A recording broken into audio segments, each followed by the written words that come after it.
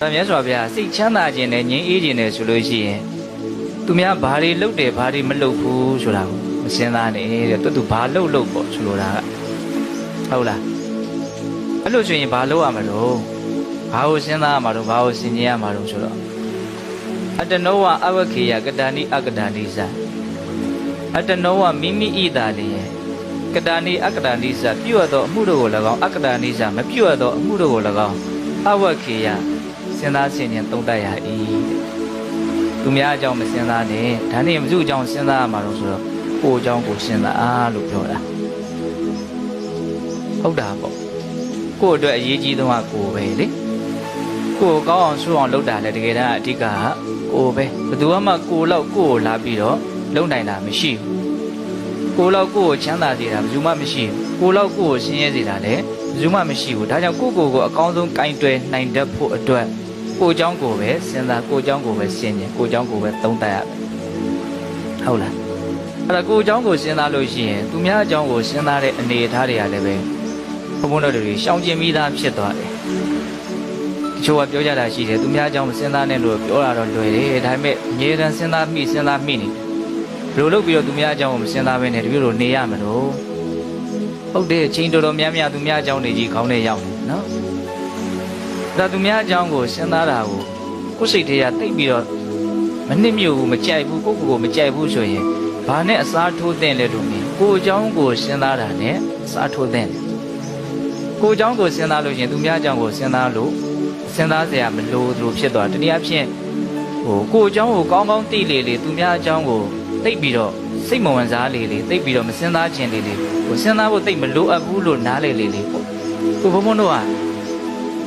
ကိုယ်တိုင်ဘုံစဉ်းစားကြည့်တယ်နော်ဘာကြောင့်သူများအကြောင်းတွေကိုခေါင်းထဲရောက်နေလေကိုယ်အကြောင်းကိုခေါင်းထဲကိုသိမထဲလို့ကိုယ်အကြောင်းကိုခေါင်းထဲမထဲတဲ့အခါကျတော့ကိုယ်အကြောင်းကိုမှန်မှန်ကန်ကန်မသိဘူးမှန်မှန်ကန်ကန်မသိတော့သူများအကြောင်းတွေကိုစိတ်ဝင်စားစရာကောင်းတယ်လို့ထင်နေတာတကယ်တမ်းကကိုယ့်အတွက်စိတ်ဝင်စားစရာကောင်းဆုံးကကိုယ်အကြောင်းပဲဆိုကြပါစို့ကိုယ်အကြောင်းကိုသာမှန်မှန်ကန်ကန်သိရင်သူများအကြောင်းကိုစဉ်းစားမိမှမဟုတ်ဘူးဆိုတဲ့စကားလေးကိုကောင်းကောင်းနားလည်စေချင်ကိုယ်အကြောင်းကိုဘယ်လိုမှန်မှန်ကန်ကန်သိရမလို့ဘုံဘုံတို့တွေမှာမပြေလေသေးတဲ့ပြဿနာတွေအများကြီးရှိတယ်မဖြေရှင်းရသေးတဲ့အရှုပ်အထွေးတွေအများကြီးရှိတယ်ဟုတ်လားပြောလို့ရှိရင်ဘုံဘုံတို့တွေကကိုယ်အကြောင်းကိုကောင်းကောင်းသိရင်အော်ငါတနာတရားအနေထားမလွတ်သေးဘူးဆိုတာကိုကောင်းကောင်းသိနိုင်တေချာစဉ်းစားကြည့်ကိုမှပြဿနာတွေတော့အရှုပ်အထွေးတွေတန်းလန်းနဲ့နေရတာတကယ်ကတော့အတိတ်ကာလကပြုခဲ့တဲ့အကုသိုလ်တွေတော့အကျိုးပေးခွင့်သာရင်အကျိုးပေးမယ်ဆိုတဲ့အနေထားတွေတကယ်တမ်းကဒီခန္ဓာမှာကမ္မပစ္စယတတ္တိအနေနဲ့လိုက်နေတာရှိတယ်အဲ့ဒါတွေကိုဘုံဘုံတို့ခြေဖြတ်ပြီးပြီလားလို့ကိုယ့်ကိုယ်ကိုမေးမယ်ဆိုရင်ဘယ်လိုပြောအခြေဖြတ်ရသေးဘူးနော်အခြေမရွေးသိပြီးတော့အခြေမရွေးအတိတ်ကပြုခဲ့တဲ့အကုသိုလ်ကံတွေကကိုယ်ကိုနှိမ့်ဆက်နိုင်တယ်အဲ့တော့ကိုယ်မှာအဲ့ဒီတာဝန်ကြီးရှိသေးတယ်ပါလေအဲ့ဒီအကုသိုလ်ကံတွေကိုခြေဖြတ်ဖို့ကိုယ်မှာတာဝန်ရှိတယ်အလုပ်ရှိတယ်ဟုတ်တယ်မဟုတ်လားပြီးတော့အနာဂတ်မှာလည်းပဲဘုံဘုံတို့တွေဟာတော့မကောင်းတာတွေကိုလှုပ်ခွင့်ပြောခွင့်ဆိုးခွင့်အများကြီးရှိနေတယ်ပြောရရင်စိတ်ရဲ့မှားယွင်းမှုတွေတော့အတိတ်ကလည်းမှားခဲ့တာအခုလည်းပဲအဲ့ဒီမှားတဲ့တတ္တိဟာပျောက်ပြီလားမပျောက်သေးဘူးအနာဂတ်လည်းပဲမှားအောင်ပါပဲမသိသေးဘူးဘဝအကြောင်းကိုမသိသေးဘူးမသိသေးတဲ့အခါကျတော့မမောမှုတွေမကျေနပ်မှုတွေအဲ့ဒါတွေကိုအခြေခံပြီးတော့နော်ကာယကံမှားယွင်းမှုဝစီကံမှားယွင်းမှုမနောကံမှားယွင်းမှုကံသုံးပါးမှားယွင်းမှုတွေအနာဂတ်မှာဘုံဘုံတို့မှာဖြစ်လက်တန့်နေတေချာပေါက်မှားယွင်းနိုင်ခွင့်အဖြစ်နေတော့ရှိနေတယ်အဲ့ဒီဥစ္စာကိုဘုံဘုံတို့တွေကတစ်ချိန်မှငါမမှားစေရဘူးအခုလည်းပဲငါမမှားစေရဘူးလို့